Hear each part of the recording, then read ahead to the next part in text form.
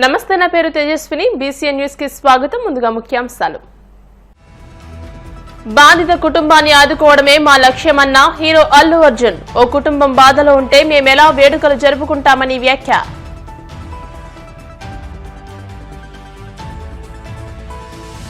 పెన్షన్లపై AP speaker Ayyanna Patrudu సంచలన వ్యాఖ్యలు. అనర్హుల పెన్షన్లు తొలగించాలంటూ ప్రభుత్వానికి సూచన.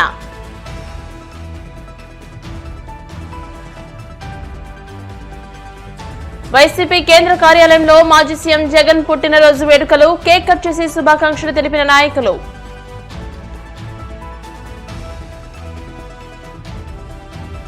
జగన్నాథపురంలోని వెంకటేశ్వర స్వామి ఆలయంలో ధనుర్మాస ఉత్సవాలు. స్వామిని దర్శించుకుని తీర్థ ప్రసాదాలు స్వీకరించిన భక్తులు. తెలంగాణ అసెంబ్లీ సమావేశాల్లో సీఎం రేవంత్ రెడ్డి హీరో అల్లు అర్జున్ పై చేసిన వ్యాఖ్యలు తీవ్ర దుమారాన్ని లేపాయి. ఈ వ్యాఖ్యలకు అల్లు అర్జున్ వివరణ ఇచ్చారు. ఈ సందర్భంగా అర్జున్ మాట్లాడుతూ తాను కూడా తొక్కిసలాట ఘటనపై షాక్ లో ఉన్నానని, అటు బాధితుల వద్దకు వెళ్లకుండా ఇటు ఏమీ మాట్లాడకుండా ఉంటే బాగుండదన్న ఉద్దేశంతో అప్పటికప్పుడు మీడియాతో మాట్లాడినట్టు చెప్పారు. డబ్బు ఇస్తానని ప్రకటించడం, బాధితులకు అండగా ఉంటామని చెప్పడమే తన ఉద్దేశమని అన్నారు. ఓ కుటుంబం ఇంత బాధలో ఉంటే మనం విజయోత్సవాలు ఎలా చేసుకుంటామని, ఈ ఘటనలో నాన్న మామయ్యను బాధితుల వద్దకు పంపించాలని నిర్ణయించుకున్నామని తెలియజేశారు. ఇంత బాధాకరమైన ఘటన నేపథ్యంలో సుకుమార్తో కూడా చర్చించానని, ఓ తండ్రిగా ఆ బాధ ఏంటో తనకు కూడా తెలుసని అన్నారు. ఏదేమైనా ఆ రోజు జరిగిన ఘటన అత్యంత దురదృష్టకరమని పేర్కొన్నారు. నాకు ఎమోషనల్ గా 3 years ఎఫర్ట్ అసలు ఏమవుతుంది నా future, it's like make or break moment for me. So అలాంటి ఇంపార్టెంట్ పాయింట్ లో నేను వెళ్తూ నేను అదే ఆలోచించాను తప్ప నేనేమి ఇర్రెస్పాన్సిబుల్. గత 20-30 ఏళ్ళుగా నేను అదే థియేటర్కి వెళ్తున్నాను. ఓల్డ్ సినిమాలకి వెళ్ళాను నేను అదే థియేటర్కి. నా సినిమాలు కాకుండా బయట సినిమాలకి వెళ్ళా. ఎప్పుడు ఇలాంటి యాక్సిడెంట్ అవ్వలేదు. అండ్ నేనేదో ఇర్రెస్పాన్సిబుల్ గా థియేటర్కి వెళ్ళిపోయాను, పర్మిషన్ లేకుండా వెళ్ళిపోయాను అనేది అబ్సల్యూట్లీ ఫాల్స్ ఇన్ఫర్మేషన్. అలాంటిది ఏమీ లేదు. థియేటర్ వాళ్ళు పర్మిషన్ సార్ట్అవుట్ చేసుకున్నారని చెప్పి మేము అక్కడికి వెళ్ళాం. అక్కడికి వెళ్తే పోలీసులే క్లియర్ చేస్తున్నారు అక్కడ. So it is understood that everything is sorted. నేను వాళ్ళ డైరెక్షన్లోనే వెళ్తున్నాను. అండ్ ఒకవేళ నిజంగా పర్మిషన్ లేకపోయి ఉంటే చాలాసార్లు వాళ్ళు చెప్తారు, సార్ మీ పర్మిషన్ లేదంటే మేము రెండింటితో వెళ్ళిపోతాం. వాళ్ళే క్లియర్ చేసి ముందుకు రమ్మంటూ ఉంటే పర్మిషన్ ఉందనుకునే కదా మేము ముందుకు వెళ్తూ ఉంటాం in that flow of things. So నేను ఆ మైండ్ స్పేస్లోనే ఉన్నాను. అండ్ నేను చెప్పాల్సింది ఏంటంటే, అసలు ఇక్కడ this a false allegation that there is a road show, procession. అసలు ప్రొసెషన్ కాదు, రోడ్ షో కాదు, ఏమీ కాదు. జస్ట్ థియేటర్ ఇక్కడ ఉన్నాను, అక్కడ theatre just couple of metres away, couple of yards away from the theatre. అది అసలు రోడ్ షో కాదు, ఏమీ కాదు. కార్ అలా వెళ్తూ ఆగిపోయింది. ఒక పాయింట్ తర్వాత ఎంత జనం కూడిపోతారంటే అండి, మీరు కనపడితే కానీ జనం వెళ్ళరు. బౌన్సర్లు కానీ ఎవరన్నా పోలీస్ కానీ అందరూ అడుగుతారు, సార్ మీరు ఒక్కసారి వేవ్ చేసాను సార్ వెళ్ళిపోతారంటే మేము మామూలుగా ఎప్పుడు బయటకు వచ్చి అందరికి వేవ్ చేస్తాం. అది నేనే కాదు, ఎనీ లీడర్ ఎనీ సెలబ్రిటీ ఎవరైనా అడగండి, మనం వేవ్ చేస్తేనే వాళ్ళందరూ జరుగుతారు. ఓకే చూసాం, సాటిస్ఫాక్షన్ ఉంటుంది, అప్పుడు దే స్టార్ట్ మూవింగ్ అవే. ఆ దీని మీద చేశాను. And it's also respect. ఇంత వేల మంది చూస్తానికి వచ్చినప్పుడు నేను నా కార్ లోపల, టెంటెడ్ కార్ లోపల దాక్కుని కూర్చుని ఉన్నా. బట్ అంతమంది అంతమంది వచ్చినప్పుడు వాళ్ళకి ఏం కావాలి? హీరోది ఒక గ్లిమ్స్ కావాలి అంతే. అది కూడా ఇవ్వకపోతే నేను ఎంత యారగెంట్ కింద ఉంటుంది. ఇంతమంది ప్రేమ చూపిస్తే నా కాలు కూర్చున్నారా అనుకుంటాను నేను. అరే నేను బయటకు వచ్చి ఒక్కసారి వాళ్ళందరికీ థ్యాంక్ యూ ప్లీజ్ పదండి ఇలా అంటుంటాను. మీరు చూడండి, నా జస్టిస్ అని చూడండి. ఇలాంటే ఇలా పదండి నేను చెప్తేనే వాళ్ళు వెళ్తారు.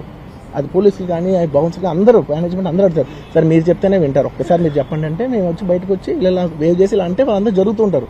That is how we went in to the theatre లోపల మేము సినిమా చూసి కొంచెం సేపుకి, సార్ నా వర్క్ అసలు ఏ పోలీసు కానీ ఎవ్వరూ నాకు వర్క్ అసలు నన్ను కలవలేదు, నాతో ఏం చెప్పలేదు. నాకు చెప్పిందల్లా అది పైగా మా మేనేజ్మెంట్ సైడ్ నుంచి వాళ్ళు మా వాళ్ళు వచ్చి చెప్పింది ఏంటంటే, సార్ బయట ఓవర్ క్రౌడ్ అవుతుంది, మీరు దయచేసి వెళ్ళిపోండి అని చెప్పారు. వాళ్ళ పోలీసు వాళ్ళందరూ బయట చాలా మందికి ప్రాబ్లం అవుతుంది, సార్ ఓవర్ క్రౌడ్ అవుతుంది మీరు వెళ్ళిపోండి అంటే నేను వెళ్ళిపోయా. సినిమా స్టార్టింగ్ కొంచెంసేపు నేను వెళ్ళిపోయా. నేను మా వైఫ్ అందరూ మేము బయటకు వచ్చాము అంతే. నాకు అసలు ఆ తర్వాత నెక్స్ట్ డే నాకు తెలిసింది, ఒక లేడీ ఇలా ఉందంట, కళ్ళు తిరిగి పడిపోయిందంట, ఆ తర్వాత ఆవిడ పాపం చనిపోయిందంట, ఇలా కిడ్ ఉన్నాడు అంటే నేను షాక్లో గురయ్యా. అంటే నాకు తెలియదు అసలు, నెక్స్ట్ డే వరకు నాకు అసలు తెలియదు. I had no idea. అలాంటిది నాకు తెలిసి కూడా నేను సినిమా చూస్తూ ఉన్నాను, ఇలాంటి ఫాల్స్ అలిగేషన్స్ వస్తే చాలా బాధ వేస్తుంది. నేను వెళ్ళిన నెక్స్ట్ డే నాకు మార్నింగ్ తెలిసింది చనిపోయారంటే షాక్ అయ్యాను. నేను షాక్ అయ్యి ఇమీడియట్గా నేను బాస్కి ఫోన్ చేశాను, మా బన్నీ బాస్కి ఫోన్ చేసి, బాస్ ఇమీడియట్గా హాస్పిటల్కి వెళ్ళి వాళ్ళ కలు నేను వస్తానంటే, సార్ నేను మొత్తం అక్కడ వెళ్ళి చెక్ చేసి వస్తాను, వాళ్ళందరూ ఎమోషనల్గా ఎలా ఉన్నారు ఏంటో మనం ఫస్ట్ చెక్ చేసుకున్న తర్వాత మీరు దిగాలి కొంచెం ఆగండి సార్. వెళ్ళిపోయిన తర్వాత వాసు నేను వస్తానంటే, సార్ మీరు రావద్దు ప్లీజ్, దయచేసి మీరు హాస్పిటల్ రావద్దు, ఇక్కడ గందరగోళం అయిపోద్ది, నిన్న నైట్ మీరు థియేటర్కి వెళ్ళారు, ఇష్యూ అయింది, యూనో చాలా ప్రాబ్లం అయింది. ఇప్పుడు మీరు హాస్పిటల్కి వచ్చి మళ్ళీ ప్రాబ్లం అయితే మాత్రం సార్ చాలా ప్రాబ్లం అవుతుంది సార్. నేనే వాళ్ళని కొంచెం వాళ్ళ రిచువల్స్ అవన్నీ అయిపోయిన తర్వాత మీ దగ్గర తీసుకొస్తానని చెప్పాడు.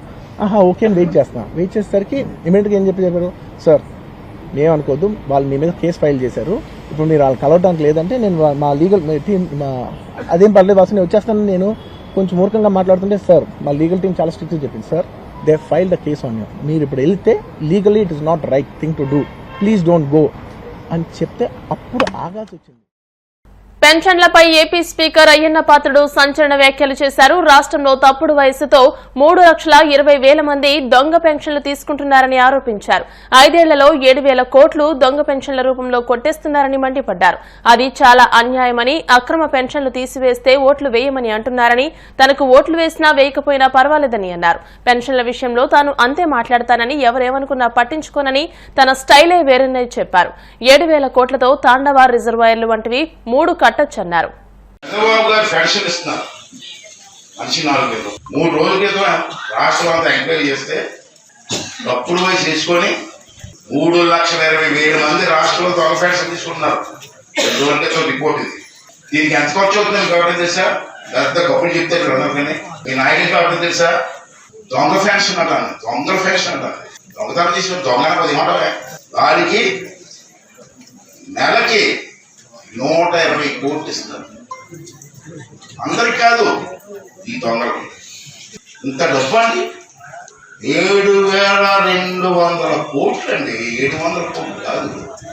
ఇది ఎంతవరకు న్యాయం అంటారు? తీసేస్తే ఓట్లు వేయమంటే చూసుకో, దొంగలు కూడా ఇచ్చేస్తారండి. ఇక్కడ అరుగుడు నాకు ఇవ్వండి, కాదట్లా ఇంకో 10 మందికి ఇవ్వండి. మా చంద్రబాబు నాయుడు కూడా చెప్పాను నేను, తప్పు అండి అది. చూద్దాం ఏమంటాడు, ఏం చూస్తారండి ఇంత డబ్బు ఎవరికన్నది డబ్బు? దాని బదులు నోట్లు వేసుకోవచ్చు, కాలం కలుపుకోవచ్చు, రిజర్వాయర్ కలుపుకోవచ్చు. తాండవాలాంటి రిజర్వాయర్ 3 కట్టొచ్చు ఈ డబ్బుతో. ఒకసారి మనం కూడా ఆలోచించాలి కదా, ఎవరు సోకిదంతా. వైసీపీ అధినేత మాజీ ముఖ్యమంత్రి వైఎస్ జగన్మోహన్ రెడ్డి జన్మదిన వేడుకలు పార్టీ కేంద్ర కార్యాలయంలో అట్టహాసంగా జరిగాయి. వైసీపీ స్టేట్ కోఆర్డినేటర్ సజ్జల రామకృష్ణారెడ్డి భారీ కేక్ ను కట్ చేసి శుభాకాంక్షలు తెలియజేశారు. అనంతరం అక్కడ రక్తదాన శిబిరం, సేవా కార్యక్రమాలు నిర్వహించారు. బర్త్డే వేడుకల్లో భాగంగా పార్టీ కేంద్ర కార్యాలయం వద్ద కోలాహలం నెలకొంది. పార్టీ జెండాలతో జగన్ కు శుభాకాంక్షలు చెబుతూ పార్టీ నేతలు జోరుగా నృత్యాలు చేశారు. ఈ కార్యక్రమంలో పార్టీ రాష్ట్ర ప్రధాన కార్యదర్శి ఎమ్మెల్సీలు లేళ్ల అప్పిరెడ్డి, రుహుల్లా, కల్పతారెడ్డి, వెల్లంపల్లి, మేయర్ భాగ్యలక్ష్మి, రాష్ట్ర కార్యదర్శి పుత్తా ప్రతాప్ రెడ్డి, పుత్తా శివశంకర్ రెడ్డి తదితరులు ఈ కార్యక్రమంలో పాల్గొన్నారు. అధికారంలోకి రావడానికి ముందు ఏదో లాటరీలో తగిలినట్టు కాదు ఆయనకి ఇచ్చింది. ఆయన మాట కట్టుబడే నాయకుడుగా జనం మెచ్చారు కాబట్టి ఆయన ఇచ్చే హామీ నిలబెట్టుకుంటారు, నిలబెట్టుకోలేని హామీని ఇవ్వరు అని తెలిసిన జనం హక్కున చేర్చుకుని 2019లో అఖండమైన మెజారిటీతో ఆశీస్సులు అందించారు మన వైఎస్ఆర్సీపీకి, జగన్మోహన్ రెడ్డి గారికి. ఆ విధంగా ఏర్పాటైన ప్రభుత్వం ఏర్పాటైన రోజు నుంచే పొల్లు పోకుండా 100కు 100% హామీలు, ఇంకా ప్రోగ్రెస్ కార్డులో వేసుకోవాలంటే 99.5%, అవి కూడా ఖచ్చితంగా 0.5%తో సహా చెప్పగలిగేట్టు బహుశా దేశ చరిత్రలోనే ఏ రాజకీయ నాయకుడు, ఇంతవరకు ఏ రాజకీయ పార్టీ కూడా పట్టుదలగా ఎన్నికల హామీలను ఫుల్ఫిల్ చేశారు. ఇంకా చెప్పనివి ఎన్నో చేశారు. ఇంతగా మనం అవి ఒట్టి హామీలు కాదు, ఏదో ఉచిత బస్సు ప్రయాణాలు, 2 గ్యాస్ సిలిండర్లు, ఇంకొకటి ఇస్తున్నట్టు ఫ్రీబీస్ అంటాం, తాయిలాల్లాగా వేసేసి ఓట్ల కోసం వేసేవి కాదు. పేదల జీవితాల్లో మేలి మార్పులు తీసుకొచ్చి వాళ్ళ కాళ్ళ మీద వాళ్ళు నిలబడేటట్టు, ఆ కుటుంబాలు తమ కాళ్ళ మీద తాము నిలబడి ఒక ఆత్మగౌరవంతో తమ పిల్లల భవిష్యత్తుకు బాటలు వేసే రకంగా తమ కుటుంబాలను తాము తీర్చిదిద్దుకునేలాగా వాళ్లకు బాసటగా నిలబడి చేయూతనిచ్చి నడిపిన ప్రభుత్వం మనది. నేను వాటి మొత్తం లోపలికి పోదలుచుకోలేదు, ఎందుకంటే 5 నెలల క్రితం వరకు మనమే ఉన్నాం. ఈ 6 నెలల్లోనే తేడా కనిపిస్తోంది. అంతకుముందు అనేవాళ్ళం జగన్మోహన్ రెడ్డి గారికి ముందు, జగన్మోహన్ రెడ్డి గారు వచ్చిన తర్వాత అని. ఇప్పుడు 5 ఏళ్ల జగన్మోహన్ రెడ్డి గారి పాలన, ఇప్పుడు ఈ 6 నెలల పాలన చూస్తేనే తేడా కనిపిస్తుంది. నేను దాని జోలు కూడా పోదలుచుకోలేదు, ఎందుకంటే అది రాజకీయం అవుతుంది. కానీ నిజమైన విజనరీ ఎవరు?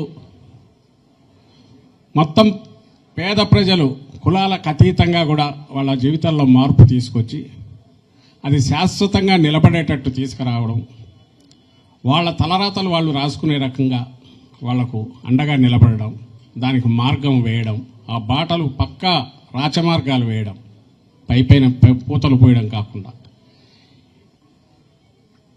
విజనరీ అంటే విజన్ అంటే ఏదో 30 ఏళ్ళలో 50 ఏళ్ళకి అప్పుడు ఉంటామో చస్తామో తెలియని ఆ టైం పెట్టుకొని ఇచ్చేస్తే సరిపోతుంది కదా అని చెప్పేది కాదు.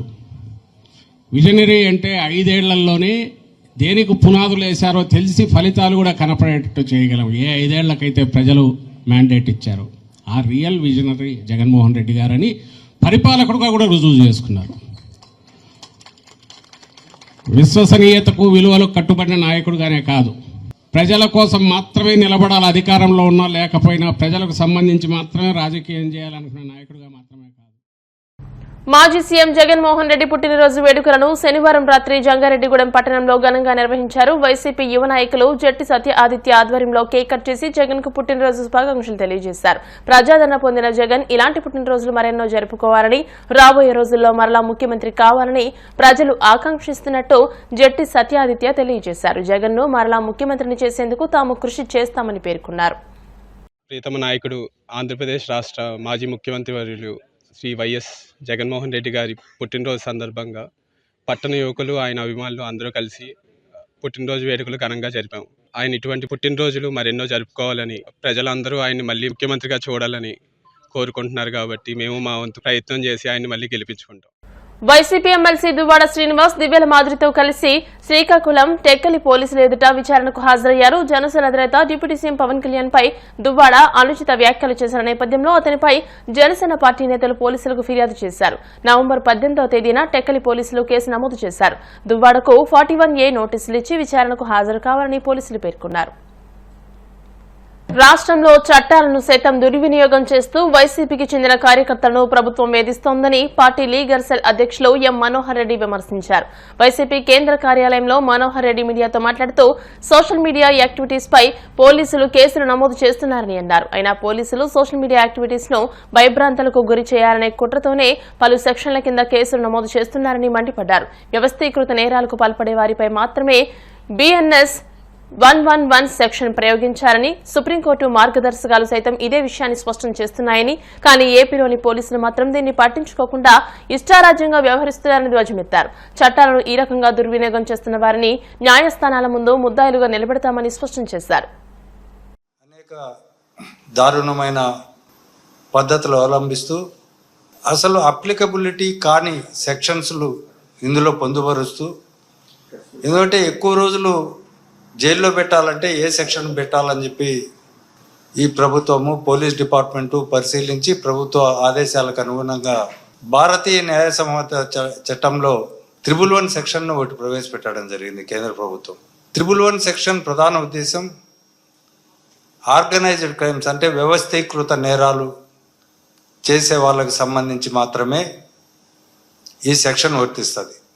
ఆ వ్యవస్థీకృత నేరాలకు సంబంధించి కూడా అనేకం అందులో పొందుపరిచారు, ఏవేవి వ్యవస్థీకృత నేరాల కిందకి వస్తాయని చెప్పి. ప్రధానంగా కిడ్నాప్, రాబరీ, కంటిన్యూస్గా వాహనాలు దొంగతనం, బెదిరించి డబ్బులు వసూలు చేయడం, ఇతరుల ఆస్తులను బలవంతంగా ఆక్రమించుకోవడం, డబ్బులు తీసుకొని సుపారీ హత్యలు చేయడం, ఆర్థిక నేరాలు, సైబర్ నేరాలు, అలాగే హ్యూమన్ ట్రాఫికింగ్ అంటే మనుషులను అపహరించి వారిని డబ్బు కోసమో లేకపోతే మరో దానికోసమో వ్యభిచార వృత్తిలోకి దించడం, మాదక ద్రవ్యాలను, చట్టం నిషేధించిన ఆయుధాలను వీటన్నిటిని అక్రమంగా రవాణా చేయడం, వీటిని ఎవరైతే ఉపయోగిస్తారో వీళ్ళందరిపైన కూడా 111 సెక్షన్ పెట్టచ్చు అని చెప్పి భారతీయ న్యాయ సంహిత చట్టంలో పేర్కొన్నారు. దీనికి ప్రధానంగా ఇద్దరు కానీ అంతకు మించి కానీ ఈ వ్యవస్థీకృత నేరాలకు పాల్పడితే, వాళ్ళు వరుసగా నేరాలు చేస్తే దాన్ని ఆర్గనైజ్డ్ క్రైమ్ అంటారని చెప్పి, ఇది కూడా ఎక్స్టార్షన్ అనేది ఉండాలి కంపల్సరీగా ఇందులో. ఊరికే ఏదో నేరాలు చేస్తూ పోకుండా దానికి ఎక్స్టార్షన్, మనీ ఎక్స్టార్షన్, లేకపోతే ఇంకొక రూపంలో ఎక్స్టార్షన్, ఇవన్నీ ఉంటేనే ఈ సెక్షన్ అప్లై అవుతుందని. అదేవిధంగా ఇంకోటి ప్రధానమైంది, ఈ చట్టం రావడానికి ముందు నుంచి ఒక 10 సంవత్సరాల లోపు ఒక ఛార్జ్షీట్ పైబడి అంటే 2 ఛార్జ్షీట్లైనా కలిగి ఉండాలా, కోర్టు దాన్ని కాగ్నిజెన్స్గా తీసుకొని ఉండాలా, అప్పుడు మాత్రమే ఈ 111 సెక్షన్ పెట్టేదానికి సాధ్యమవుతుందని చెప్పి భారతీయ న్యాయ సంహిత చట్టం చక్కగా విశ్లేషించింది.